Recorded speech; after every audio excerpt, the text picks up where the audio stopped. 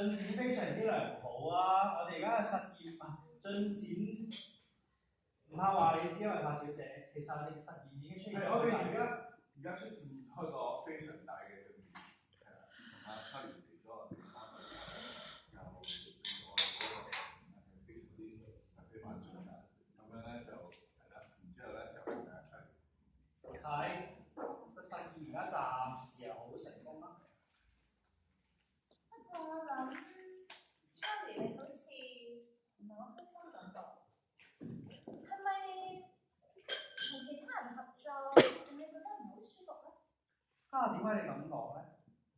因為咧啲天才不嬲都中意自己一個病埋做嘢嘅，佢哋覺得其他人都係失敗嘅，所以咧就會有啲負擔感。唔知你點睇咧？每一個實驗之所以成功，係因為佢往往背後有好多嘅失敗。我哋就係靠住呢啲失敗所得到經驗，反覆咁去嘗試，先有今日咁嘅成果。冇人做嘢係完美嘅喎，就算一個天才嘅話，佢自己做嘢都會有失手嘅一日。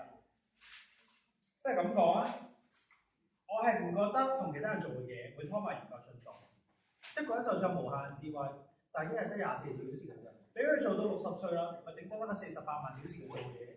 但係如果10個人咧，每個人有24小時，咁10個人就有240個小時，咁加埋佢哋7個月就可以完成咗一個人一生可以做到嘅嘢咯喎。唔知柏小姐你覺得咁樣計落去啦，你仲想孤零零咁一個人做嘢，定係一班人咁樣做咧？不過亦都要好肯定呢一個團隊係互相尊重，對對方亦都要有，亦都係識得點樣去尊重、信任對方，咁樣先至可以事半功倍嘅。我覺得啱唔啱啊？Charlie 你識咁諗，就梗係最好啦。係啦 ，Professor Lee，你估 Charlie 佢一早已經參與呢個計劃，咁就好啦，慳水慳力啊嗬。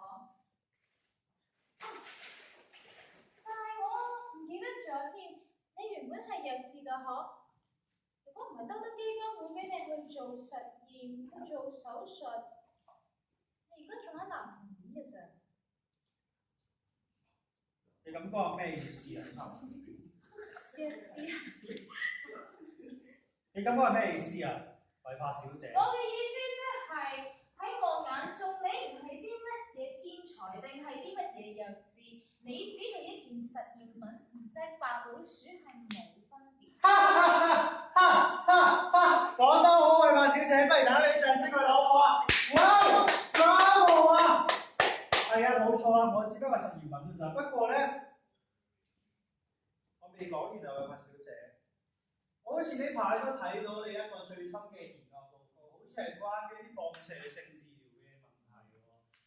又咁啱得咁巧，我喺呢個報告發布之前咧，我又喺一個印度嘅討論區裏面睇到啲類似嘅文章。寫嘅嘢同你好似喎，同一個 topic 添喎，裏面90%有啲嘢係一樣㗎。邊度唔同啊？序同埋結論啊，係咪你寫有兩拍？咩啊？我未講完啊，仲有啊！好耐啊，等我同你傾啲嘢先啦。Charlie，睇佢嘅。唔好意思啊，教授，你做乜嘢啫？你做咩掛住我？我未做咩啊？